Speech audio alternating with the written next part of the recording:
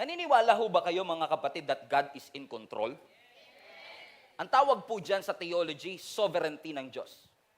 Nothing sits outside the sovereignty of God.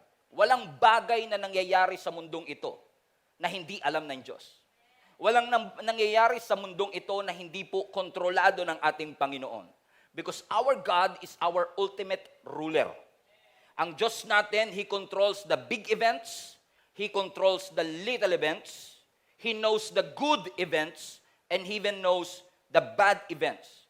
Ang Diyos natin, kahit minsan inaalaw niya na dumaan tayo sa pagsubok, dumaan tayo sa hirap, ang Diyos natin ay hindi brutal at cruel na inaalaw ng Diyos yun para tayo ay pahirapan. God is not evil, but He can use evil for good. Nawala lang ako ng 2 linggo, nakalimutan nyo na mag-amen. Hallelujah. In fact, yung nangyari kay Joseph sa Genesis, naalala na po ninyo yon, na doon sa Genesis, si Joseph ay nahirapan, may dream na nilagay ang Lord sa kanya. Alam niya yung mangyayari sa kanyang future, pero hindi naging straight line yung kanyang journey. Dumaan siya sa hirap, dumaan siya na inalipusta siya, binenta siya, pinahirapan siya, inakusahan siya. Pero at the end of that journey, ang sabi mismo ni Joseph sa kanyang mga kapatid na nagbenta sa kanya, you meant it for harm, but God meant it for good. Ginamit nyo yan para ako'y saktan, pero ginamit ng Lord yung inyong intensyon for good. Everybody say, God meant it for good.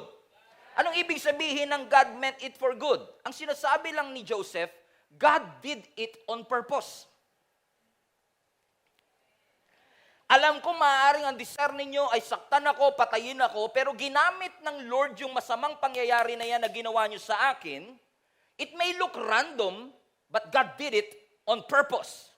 So hindi ako basta maswerte na nakaligtas. Kasi ang luck, madalas natin sabihin yan, good luck. Pero ang luck doesn't exist under God's sovereignty. Walang swerte pagdating sa sovereignty ng Diyos. Pinagpala, hindi swinerte. Kasi kapag swinerte ka, sino papapurihan mo? Pero kapag pinagpala ka, Diyos ang papapurihan mo. So ibig sabihin mga kapatid, luck doesn't operate in God's sovereignty. Kaya nga ang mga Kristiyano, we are blessed because God is sovereign. We are blessed because God is in control. Sometimes hindi natin maunawaan kung bakit nangyayari sa atin ang mga nangyayari sa atin. Hindi natin maunawaan kung bakit magpapasko na tinanggal ka pa sa trabaho. Hindi natin maunawaan kung bakit nangyayari ito sa ating pamilya, na walang ka ng mahal sa buhay sa season na dapat nagsasaya ka. Because sometimes, yung mga aksyon ng Diyos at yung mga inaalaw ng Diyos sa buhay natin, it doesn't make sense to us. And sometimes tinatanong natin ang ating Panginoon, kung naalala niyo yung preaching ko 2 weeks ago, that sometimes we are asking God, Lord, ba't mo hinayaan na mangyari ito sa amin? Because sometimes, yung mga nangyayari sa buhay natin, it doesn't make sense. And we conclude that since what happened to us doesn't make sense, kinukonclude natin that God doesn't make sense. And by the way, do not expect God to make sense. He was not supposed to make sense to us. Sabi mo sa katabi mo, parang ikaw topic ni pastor ngayon. Ibig sabihin, huwag ka nang masurpresa if God doesn't make sense. He's not supposed to make sense. Minsan talaga nakakalito yung pamamaraan ng Panginoon. Minsan talaga parang illogical yung pamamaraan ng Diyos. Yung mga plano ng Diyos parang hindi ma-conceive ng ating finite minds. And sometimes yung mga action ng Lord doesn't add up. Pero ang guarantee at assurance natin, the ways of God is higher than our ways. God's way is always the right way. You have to understand, hindi man paraan natin, direksyon natin, kalendaryo natin, o plano natin ang nasunod, ang pinaka-importante, alam natin na ang Diyos ay may control na anumang bagay na pinagdadaanan natin, anumang lugar na kung saan tayo naroroon, nothing sits outside the sovereignty of our God. Palapakan natin ang ating Panginoon. Na kahit hindi mo makita ang kamay ng Diyos, hindi ibig sabihin nagmamaang-maangan ang Diyos sa iyong sitwasyon.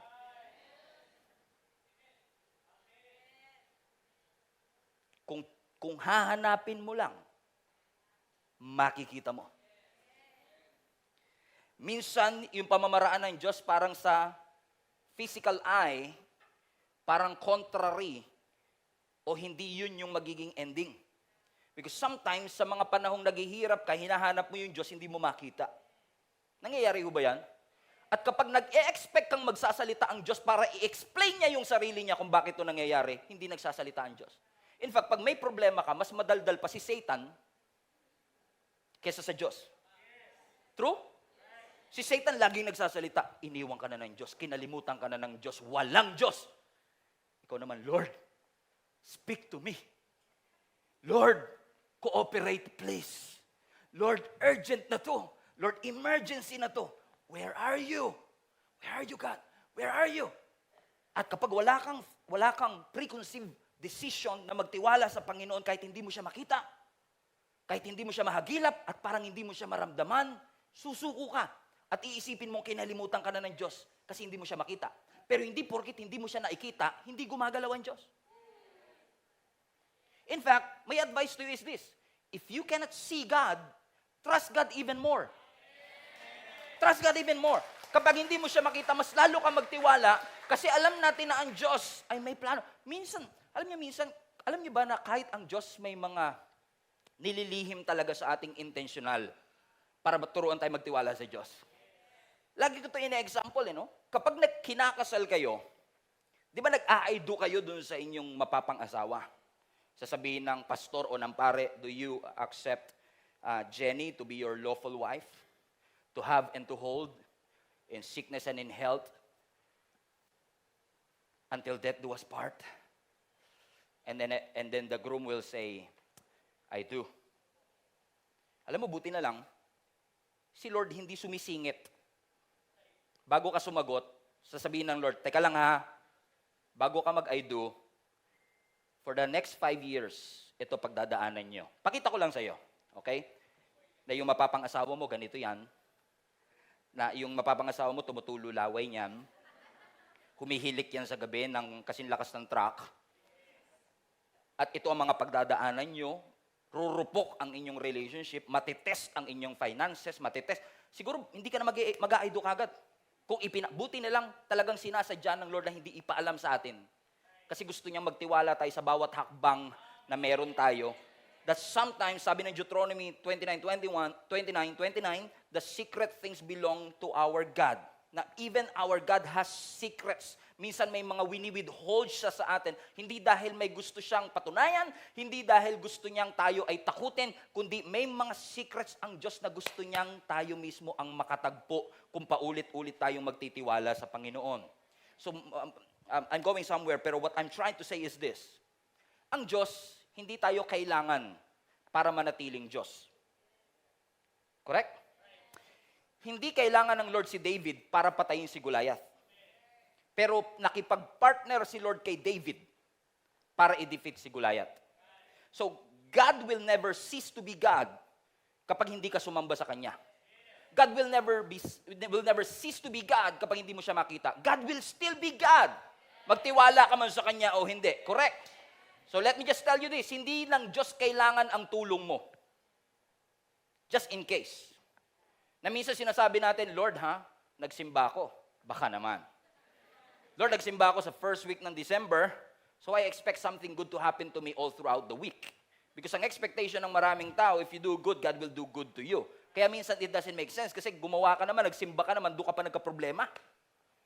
Kasi sometimes nalilito ka, nakukonfuse ka kasi iba yung pamamaraan ng ating Panginoon. Hindi kailangan ng Diyos ang tulong mo, pero iniimbitahan ka ng Diyos na makipag-partner sa Kanya para ma-execute at ma-enforce ang kalooban ng Panginoon dito sa mundong ito. So question, gusto mo bang maranasan ng victory? Gusto mo ba na magkaroon ng maayos na takbo ang iyong buhay, kapatid? Gusto mo bang matapos na yung buhay mo na lagi na lang discouraged at defeated? Gusto mo bang tanggalin na ng Lord at wasakin na ng Lord yung unproductive cycle, yung vicious cycle na tumali sa atin for many years? Makipag-partner ka sa Diyos. Imbitahan mo ang Diyos. Kahit hindi mo siya nauunawaan minsan, makipag-partner ka sa Kanya, magkaroon ka ng desisyon na, Lord, ano mang mangyari, kahit hindi ako sure sa ano mang kakahinatnan ng 2023, I want to partner with you that your will be done on earth as it is in heaven. Make a decision to put your faith to the next level. Especially this 2023. I want to invite our entire global family. I don't want to judge anybody or condemn anybody, but what I'm trying to say is this. I want to invite you.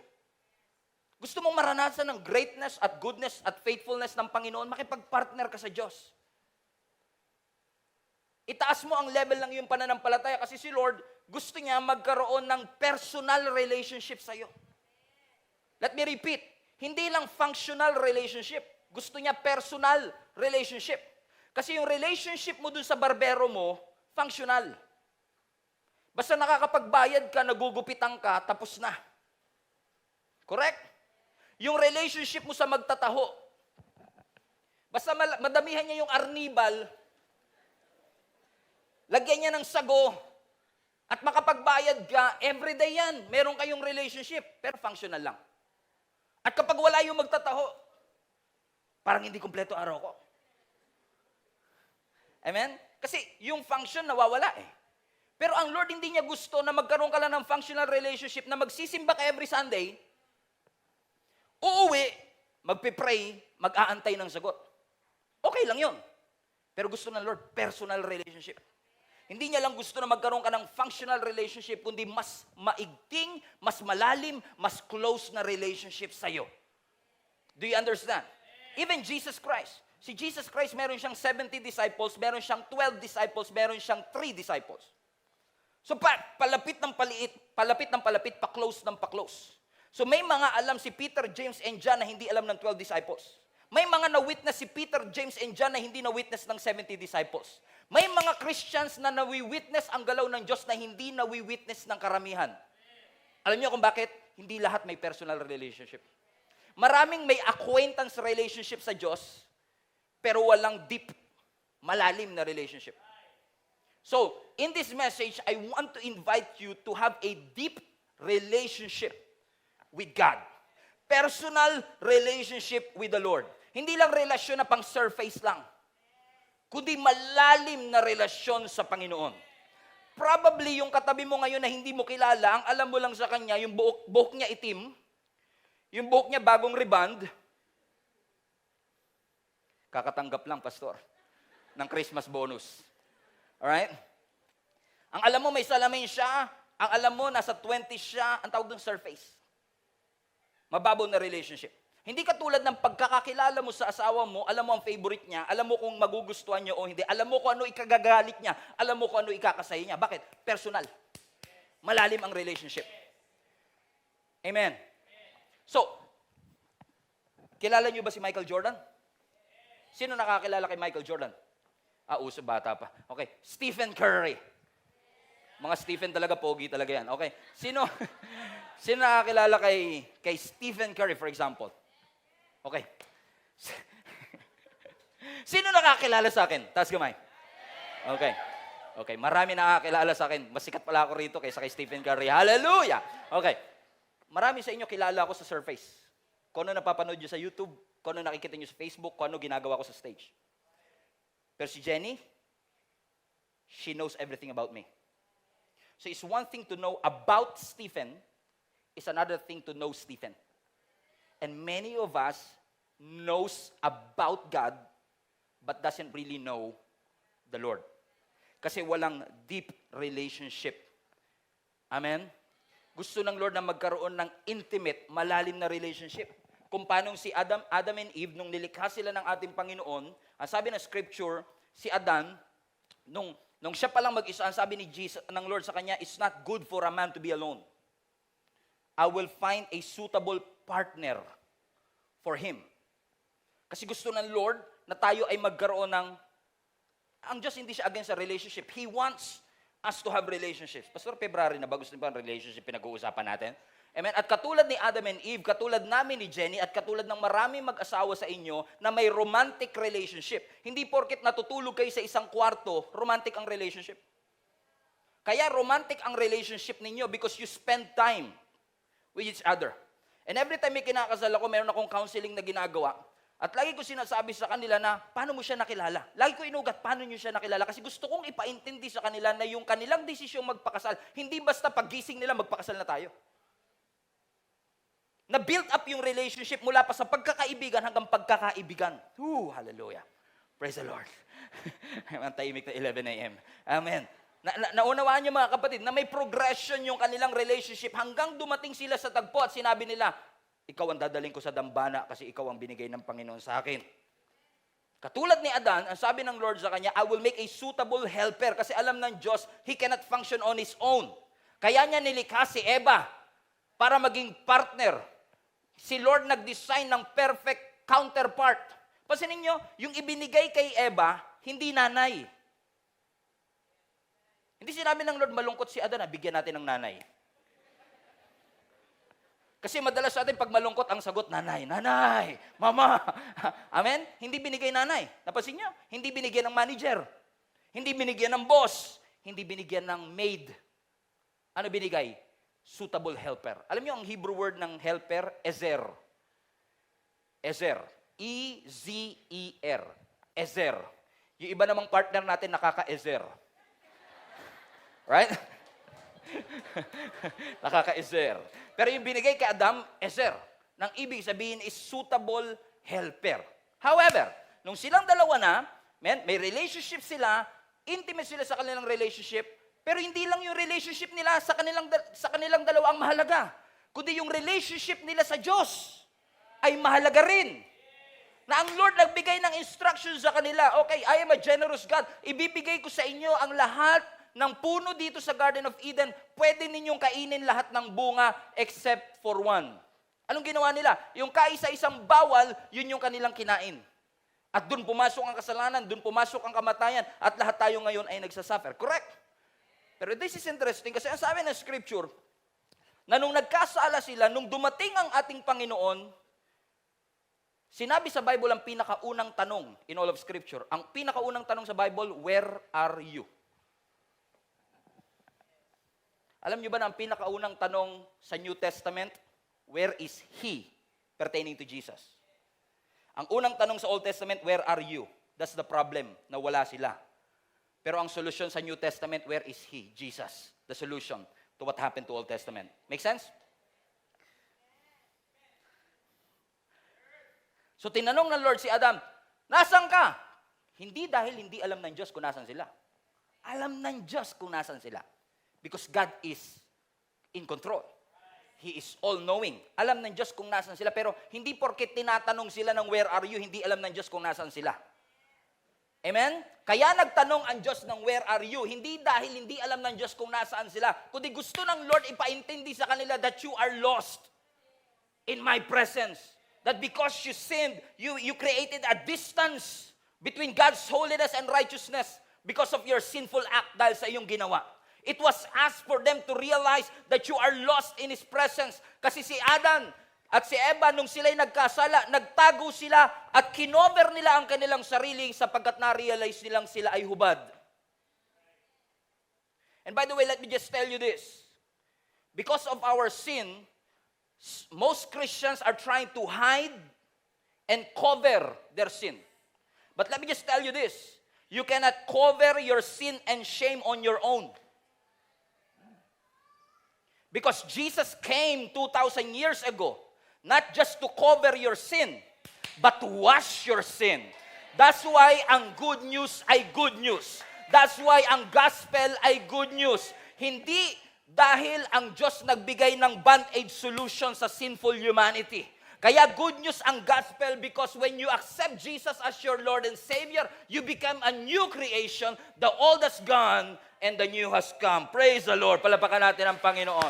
Ibig sabihin mga kapatid, kahit na anong na-achieve mo, kahit gaano kataas ang iyong pinag-aralan, kahit gaano karami ang pera sa bank account mo, kahit nakuha mo na yung bonus mo, kailangan mo pa rin si Jesus sa iyong buhay. Mas kailangan mo si Jesus kaysa sa internet. Mas kailangan mo si Jesus kaysa sa Facebook. You need Jesus. You need God in your life. And my invitation to you is for you to realize na kahit maganda ang takbo ng buhay mo ngayon, kailangan mo ng Diyos. At kailangan mong mapalapit sa Panginoon. At kailangan mo mag-spend ng time para ang relationship mo sa Diyos ay mas lalong lumalim. It is important that all of us will have a personal relationship with the Lord.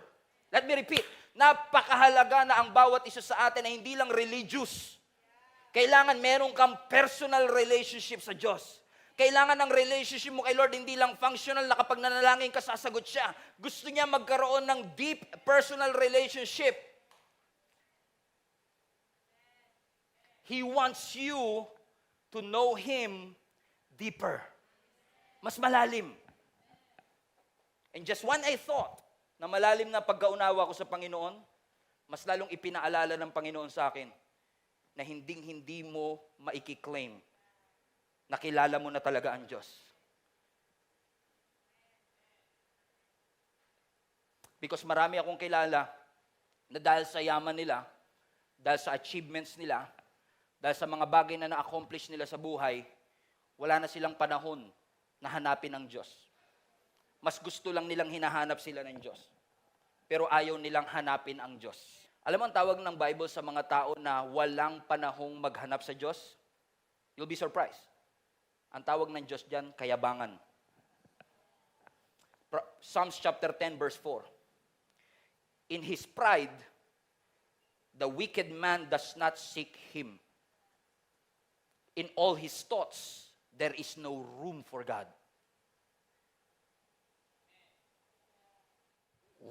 What a convicting word. Na sinasabi ng scripture, yung mga wicked, dahil sa kanyang kayabangan, walang lugar ang Diyos sa puso niya.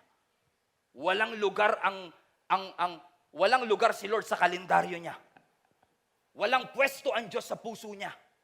Na parang gusto niya lang hanapin yung dreams and goals and success, kung paano matutupad ang aking pangarap, pero hindi niya pinursu yung purpose ng Diyos. Alam niyo mga kapatid, napakahalaga at napaka-importante po na tayo hindi lang natin pinupursu yung dreams natin, kundi yung purpose natin. Kasi kapag dreams mo ang nagdadrive ng buhay mo, papunta ka lang dun sa pangarap mo. And you will realize na madalas tayo, kapag na-achieve mo na yung success, success doesn't feel successful kapag wala si Lord. Wala si Lord eh. Hindi mo siya hinanap. Ang pinurso mo lang yung pangarap mo na magkaroon ka ng bahay, magkaroon ka ng kotse, magkaroon ka ng pamilya. Maganda po ang lahat ng bagay na yan. Hindi ko po sinasabing mali ang mangarap. Pero dapat yung purpose ang habulin natin. Lord, ano ang purpose mo sa aking buhay? Bakit ako nakapagtayo ng negosyo? Anong purpose mo? Bakit construction yung nature ng aking business? Bakit sa restaurant business ako? Bakit nandito ako sa trabahong ito? Bakit mo ako ginawang artista? Sana all. Ano ang purpose, Lord? Yun ang lagi mong tanungin eh. Lord, hindi aksidenteng nandito ako eh. Hindi aksidente na ako ay engineer at Kristiyano. Hindi aksidente yung maraming engineer, pero may mga engineer na Christian. Maraming architect, pero may mga architect na Christian. Hindi po aksidente na ikaw ay Kristiyano at nag-iisang Kristiyano sa iyong pamilya. May purpose ang Panginoon kung bakit ngayon inaalaw. Kung kaya't ako po ay naghihikayat sa bawat isa sa atin, na sana naman, ilagay natin sa prioridad yung magkaroon tayo ng personal na relationship sa ating Panginoon. Sino sa inyo naniniwala mga kapatid na ang priority natin napakahalaga? At yung sequence ng ating priority, napakahalaga. Sequence matters. The first must be the beginning. Kung ano yung dapat number one, yung dapat ang number one. Correct? Kasi kapag mali ang sequence, sira lahat. Kapag mali ang sequence, disaster. Pag nagbotones ka ng polo, mali ang unang botones, mali na lahat. So yung una, pinakamahalaga. Amen. And even God, even ang Diyos natin, He knows how to prioritize. Nung nilikha ng Diyos ang mundo, sa day one, hindi unang nilikha. In case you don't know, sa day 1, hindi tao ang unang nilikha. Alam niyo po ba kung pang ilang araw tayo? Day 6. At pagkatapos ng day 6, nagpahinga ang Panginoon. Ibig sabihin, tayo yung pinaka-finale. Sabi mo sa katabi mo, pang-finale ka. Pang-ending ka eh. Amen? Pang-ending ka eh. Imagine niyo kung ang Diyos hindi marunong mag-priority. At inuna ka muna niyang nilikha bago oxygen. Kahit gaano ka kaganda at kahit gaano kamahal ang skincare mo, patay ka.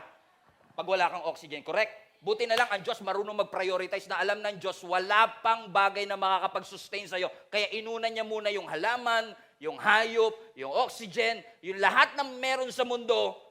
Ang sabi ng Lord, nung finish na lahat, ilagay mo na ang tao. May sequence. Imaginein mo kung ikaw yung inuna. Tapos nung nauna ka na, Lord, may nakalimutan kaya? May nakalimutan ka buyan? Ay, oo nga pala, sorry, wala pang oxygen. Isipin nyo kung gaano ka-disastrous kapag mali ang order of priority. Kung gaano ka-disastrous kapag inuuna mo yung dapat hindi mo inuuna. Kaya ang sabi ng Matthew 6:33, seek first His kingdom and His righteousness, and all, everybody say, and all these things will be given to you as well. Ang ganda nitong phrase na to, all these things. Sino sa inyo gusto nyo makakuha yung all these things? Actually, pag tinignan mo ang Matthew 6, alam mo kung ano all these things? Damit, pagkain, basic need. Sino sa inyo gusto nyo magkaroon ng basic needs that all these things will be given to you? Correct? Pero ito ba yung nauna? Ito ba yung nauna sa verse? Balikan nga natin yung una. Matthew 6:33. But seek first. Ang ginagawa natin, yung all these things, nilalagay mo sa unahan. Tapos nilalagay mo yung seek first. Tapos nag-expect ka ng blessing. Parang gusto mo munang malikha ka bago oxygen. Inuuna mo yung karwahe bago kabayo. Yung iba dyan, alas 3 pa. Hindi. Amen? So, ibig sabihin, napakahalaga ng prioritization. Amen? And I'm not here to judge your priorities because if you don't know, your actions, mga kapatid, are the result of your priorities. At marami sa atin nagsasabi, Pastor, wala akong panahon sa Diyos. Pastor, masyado akong busy sa Panginoon. Pastor, masyado akong busy sa maraming bagay. Napapabayaan ko na yung pamilya ko, napapabayaan ko na yung trabaho ko. Marami tayong naririnig na ganyan dahilan. At parang sinasabi natin, Lord, Pastor, ipag-pray mo naman ako na magkaroon ako ng commitment sa Diyos, magkaroon ako ng commitment sa family ko, magkaroon ako ng commitment para sa negosyo namin, sa business namin, sa trabaho natin. We don't have a commitment problem. We don't have a commitment problem. We have a priority problem. Hindi commitment ang problema natin. Ang problema natin, we don't know how to prioritize. Seek first His kingdom and all of His righteousness, and all these things shall be added unto you. My premise is this. God wants to have a personal relationship to you, and all these things will be added unto you. And contrary to popular belief, hindi po kailangan ng magic formula para maging close kay Lord. Hindi kailangan tapos ka ng theology para maging close ka kay Lord. At marami sa atin ang nadaya ng katotohanan na ang Lord nagsasalita lang sa mga spiritual na tao, sa mga pastor, sa mga teacher, yung may spotlight sa harapan, may microphone sa kanilang kamay, doon lang nagsasalita ang Panginoon. No, nothing could be further from the truth. He wants to speak to you. He wants you to draw yourself to Him.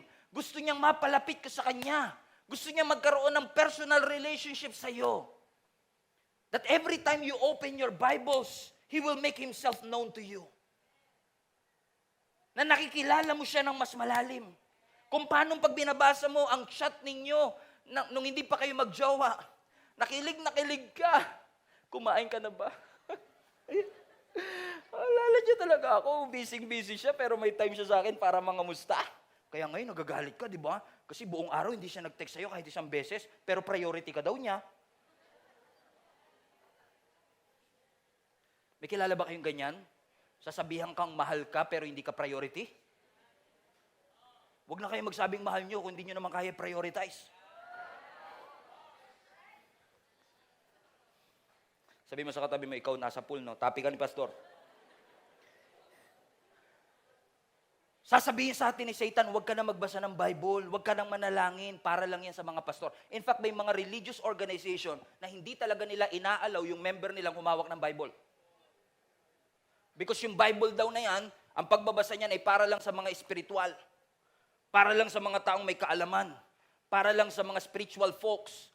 Sa mga taong may microphone sa kanilang dibdib. Taktika ng kaawayan. Taktika ni Satan yan. Kasi kapag nagbasa ka ng Bible, Kapag nilubog mo ang iyong sarili sa salita ng Panginoon, makakatanggap ka ng guidance. Makakatanggap ka ng direksyon. Makakatanggap ka ng clarity. Makakatanggap ka ng encouragement. Makakatanggap ka ng insights. Kaya sabi ni Satan, huwag mong basahin yan. Kasi alam ni Satan, gaganda buhay mo kapag sinunod mo ang salita ng Panginoon. Kaya gagawin ni Satan ang lahat para huwag mong basahin. Gagawin ni Satan ang lahat para huwag kang pumunta ng church, manood ng online, makinig ng podcast, makinig ng preaching, at habang naikinig ka ng preaching, may magno-notify, magte-text yung crush mo na matagal nang hindi nagte-text sa'yo. Para ilayo ka sa katotohanan, kasi alam ni Satan, kapag binasa mo ang kanyang salita, your life will never be the same again. Even Jesus emphasized it nung siya'y tinutokso ni Satan. Man shall not live by bread alone, but by every word that comes from the word of God. Ang salita ng Panginoon po, mga kapatid, ay napakahalaga, and I say this with respectfully. Huwag kayong magbabasa lang ng Bible every Sunday. I encourage you, buy your own Bible. Buy your own.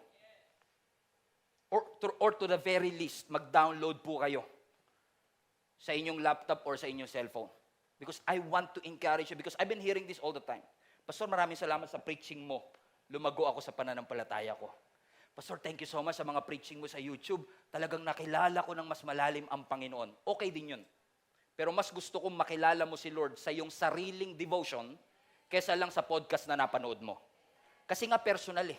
Hindi mo na ako kailangan bilang third party.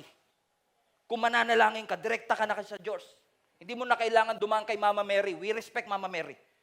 Pero hindi mo na kailangan dumaan sa kahit anong saints. God is inviting you. Come to Him directly. Have a personal relationship sa Lord. Yun nga problema ko, pastor eh. Pag nagbabasa na ako ng Bible, mga isang verse pa lang, tulog na ako. Ang boring, pastor! Sino sa inyo mga ganyan? Alam niyo, meron akong kaibigan, di ko alam kung nandito siya sa service na to. Meron akong kaibigan sa Malabon before. Laking Malabon po kasi ako. No? Mahilig kami mag-basketball. No? At pagkatapos namin mag-basketball, usually, tumutuloy ako sa kanila para magtanghalian, uminom ng tubig, whatsoever. And nung time na yun, after namin mag-basketball, by the way, huwag kayo mag-expect na magaling ako mag-basketball, ha? Hindi ako magaling mag-basketball, please lang. Lahat yun ay anointing lang. Okay? And one time, pag uwi namin, yung nanay nung best friend ko na ito, nagluto ng masarap na tanghalian. Sabi niya, Stephen, dito ka na kumain. Eh ako naman, dahil isang payatot na gutom, kumain naman ako, dinamihan ko talaga yung kain ko. Siguro mga nakatatlong rice ako, 4 na rice. Sobrang busog na busog ako. Pag uwi ko ng bahay, yung nanay ko, nagluto din pala. At dahil ayoko ma-offend yung nanay ko, sabi ng nanay ko, oh, alam kong gutom ka. Kumain ka na. Hindi ko sinabing kumain na ako. Hindi ako sinabing kumain na ako. Pinilit kong kumain ngayon. Habang kumakain ako, dun sa kabilang bahay, ang bilis ko. Dito sa aming bahay, ang bagal ko. Naalata ako ngayon na nanay ko. Sabi niya, bakit parang wala kang ganang kumain? Siguro kumain ka na, no? Opa! Alam niyo kung bakit minsan wala tayong kagana-gana sa salita ng Panginoon? Kasi nabusog ka na sa ibang bahay. May ibang bumusog sa'yo. So ang tanong ko, sinong bumubusog sa'yo? Kung bakit pagdating sa Word of God, wala ka ng gana?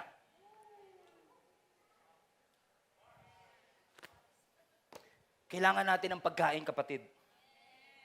Amen? And maganda po na naikinig tayo ng preaching, nakikita natin ang Word of God sa screen.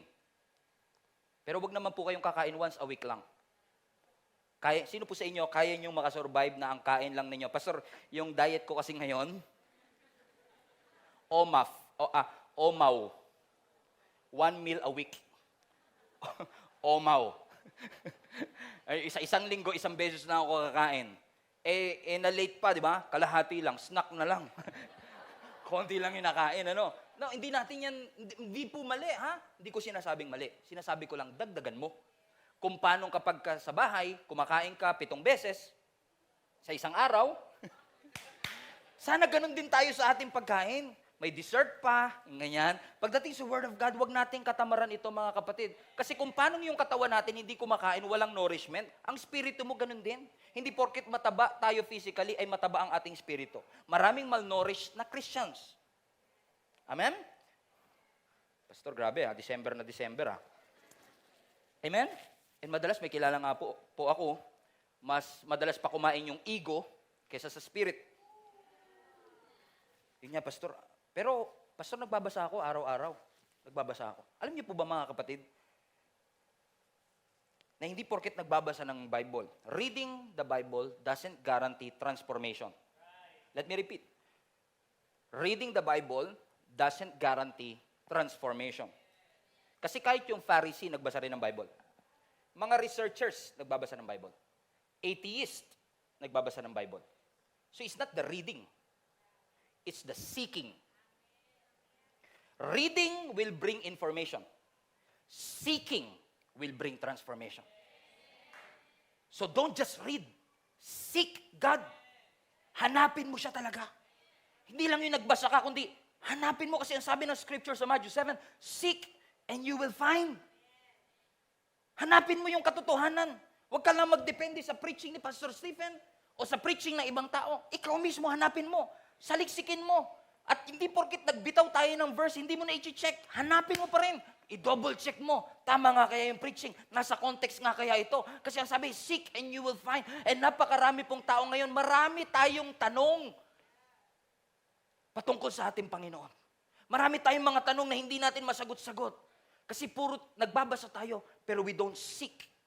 Ang pangako ng Panginoon, the one who seeks will find. Lahat ng taong naghahanap ay makakatagpo. Katulad ng mga nanay natin, mga kapatid, di ba? Pagka naghahanap tayo, nasa na yung cellphone ko? Ano sasabihin ng nanay natin? Huwag kasi bibig ang ginagamit mo sa paghahanap. Gamitin mo ang iyong mata. Kailangan kasi maging intentional ka talaga sa paghahanap. Pag pumupunta ka ng grocery, pumupunta ka sa Divisoria, anong sasabihin ng mga sales lady? Sir, anong hanap mo?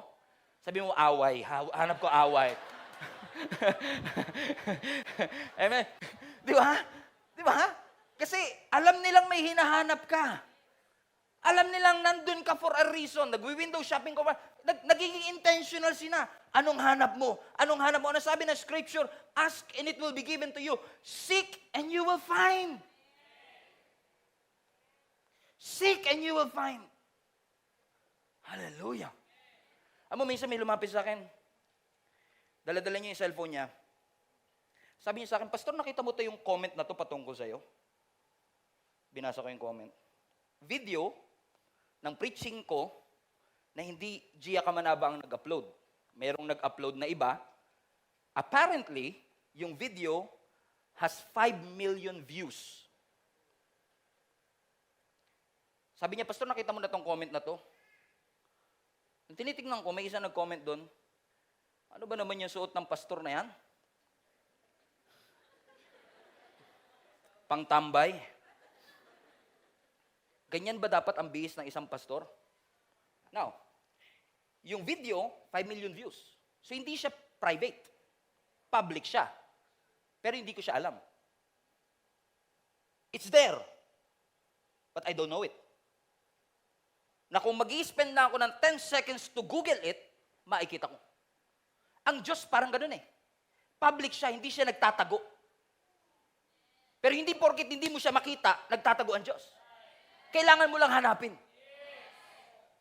And minsan, isa to sa mga mali ko, na gusto kong i-educate din kayo, na minsan, yung mga videos that we have on Facebook have thousands of comments. Pero minsan, ang nahahanap ko lang yung maling comment. And guilty ako dito. That every time na may mga videos tayo, there are thousands of comments. Scroll lang ako ng scroll kasi I'm trying to look for one bad comment. And without me realizing na hinahanap ko yung mali, na hindi ko makita yung mga tama. So, ibig sabihin, kung ano yung talagang i-intentionin mong hanapin, yun yung makikita mo. Kasi nandun naman yung good comments talaga. All along nandun yun. Hindi yung nagtago, hindi yung naka-private. Milyon na nga nakakita eh. Libo-libo na nga nagkomento eh. Pero hindi ko alam. Pero nung hinanap ko, it only takes me 10 seconds. At katulad ng Panginoon, ang Diyos hindi nagtatago sa atin. So sa mga pagkakataong hindi mo siya makita, I say this respectfully, hinanap mo ba siya? Because the one who seeks will find. Napakarami pong magagandang videos, magagandang contents, inspirational, motivational, educational, pero bakit minsan yung nakikita pa rin natin sa Facebook yung mga garbage na content? Because if you will not be intentional about looking for great contents, you will never find it. As sasabihin mo, ito talagang Facebook at YouTube na to, wala nang naidulot na mabuti. Meron. Hindi lang yun yung hinahanap. Hindi porket lumabas sa feed, hindi porket nag-appear sa wall, yun na kagad. Sabi ng Psalms 34 verse 4, I sought the Lord. Everybody say sought. Sa present tense, I seek. Hinanap ko ang Panginoon and He answered me. He delivered me from all my fears. So friends, I want to encourage you. And I say this with all humility, respectfully. Kailan po ang huling beses na nanalangin ka sa Panginoon? Kailan ang huling beses na hinanap mo ang ating Panginoon? Kasi ang prayer po, opportunity yan para mas lalo kang mapalapit sa ating Panginoon. Seek Him and you will find. Pastor, hindi ko alam ang purpose ko. Seek Him and you will find. Pastor, hindi ko alam ang calling ko. Seek Him and you will find. Hanapin mo ang Panginoon at makikita mo. Because every time you pray to the Lord, every time you worship the Lord, every time you come to the church, online or in person, opportunity yan para mas lalo kang mapalapit sa ating Panginoon. Unfortunately, for Christian circles nowadays, ang mga prayer natin masyado ng mechanical. Wala nang seeking.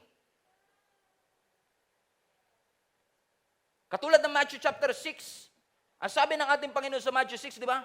When you pray, pray like this. Unfortunately, yung ibang intindi nila, ako ano yung nandun, our Father who art in heaven, ganun na ganun ang prayer. No, listen. When you pray, pray like this. Hindi sinabing pray in these words. Hindi sinabing ganun. Hindi sinabing pray in these words. Ang sinasabi ng Panginoon, pray in this manner. Hindi word for word, but pray in this manner. Ano daw? Our Father. Look at that. Our Father. Relationship agad eh. Hindi na sinabing ganito kayo manalangin, our boss. Hindi sinabing our president. Hindi sinabing ang our God eh. Sabi, our Father.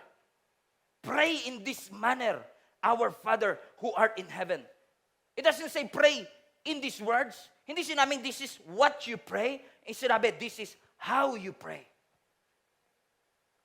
Our Father who art in heaven, hallowed be thy name. Your kingdom come, your will be done. This is the manner of your prayer. Closer and closer. Relationship building. Mapalapit sa ating Panginoon. It's very important mga kapatid that when we pray, hindi tayo nakafocus sa method of praying. Because we want to have relationship sa ating Panginoon. Not even the methods of attending. Di baling nasa likod ako, di baling hindi ko narinig, basta nandun ako sa church, nilinis na ni Lord ang kasalanan ko. No, mga kapatid, surface relationship yan. Gusto ng Lord, lumalim ka sa iyong pananampalataya. Gusto ng Diyos na magkaroon ka ng relationship na malalim sa Panginoon, na ang iyong pagsisimba hindi mechanical, na ang iyong pananalangin ay hindi mechanical, na ang iyong pagbabasa ng Bible ay hindi mechanical. Pastor, nakagawian natin pag nananalangin, nakapikit. So dapat nakapikit. Paano pag nakadilat? Hindi na ba dinidinig ng Panginoon yun? Maganda ang posture, maganda na ginagalang natin ang Panginoon. Pero the very reason na nakikita ko kung bakit lang tayo pumipikit talaga in the first place is for us to eliminate all the distractions. We close our eyes in the natural and God will open our eyes to the supernatural. That's it. That's it. But beyond that, wala na. So when you pray na nakadilit ang mata o nakaklose ang mata, it doesn't matter as long as you are doing that because you want to rebuild your relationship to the Lord. Amen? Naniniwala po ba kayo sa power ng prayer? Pakitaas po kamay lahat ng naniniwala sa power ng prayer. Pakisigaw ng malakas, do you believe in the power of prayer? Yes! Ba't di ka nananalangin? Ang pinaka-obvious na senyales na hindi ka naniniwalang nag-work ang prayer kapag hindi ka nananalangin. Kasi kung naniniwala ka talaga that prayer works, dapat ipipray ka. Kasi you believe it works. So I want to encourage you mga kapatid to pray to the Lord. Invest in Him. Na talaga manalangin ka sa Panginoon. And I believe the reason why many of us are powerless is simply because we are prayerless. God wants you to seek Him. Naniniwala po ba kayo sa ating Panginoon? Naniniwala ba tayo sa Diyos na buhay? Amen. Why are you not seeking Him? You still believe in a once-a-month Christianity. Why do you settle for Christianity light? I was talking to, last night I was talking to a newscaster slash host. Medyo famous tong taong ito. Sabi niya sa akin, Pastor, please pray for me. Kasi sabi niya, yung team ko, yung mga staff ko, tingin ko parang hindi sila ganun ka-dedicated sa kanilang mga trabaho. Sa kanyang exact word, sabi niya, parang feeling ko, ginagawa lang nila akong sideline at racket sa kanilang trabaho. Offended siya. Kasi that person is expecting complete dedication, pero yung binibigay ng kanyang staff, tira-tira lang. Yung binibigay nila, ginagawa siyang racket o sideline.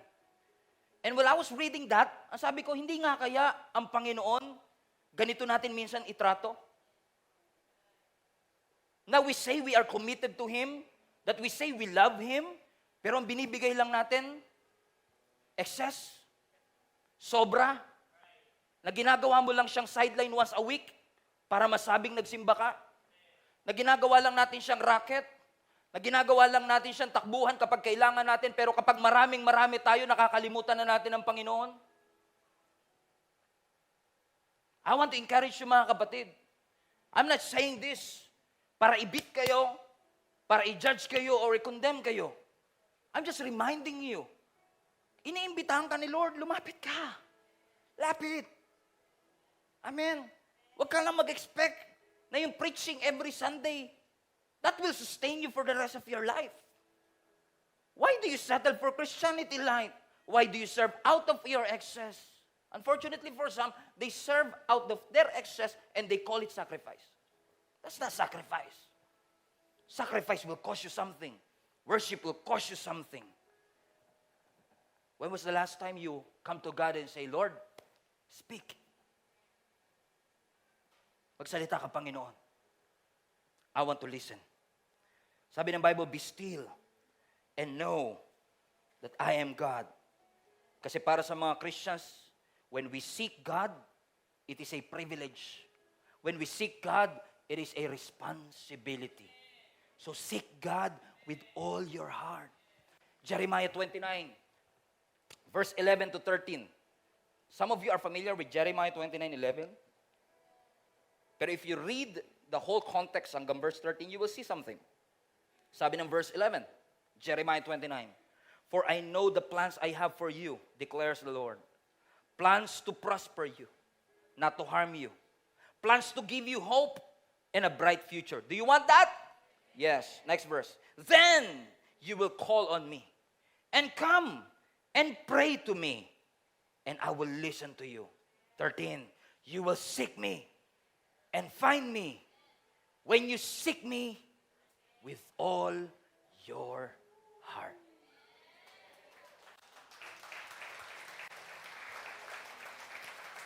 Gusto mo siya makita? Huwag mo lang siya basta hanapin. Seek Him with all your heart. Parang terno siya sa first commandment, no?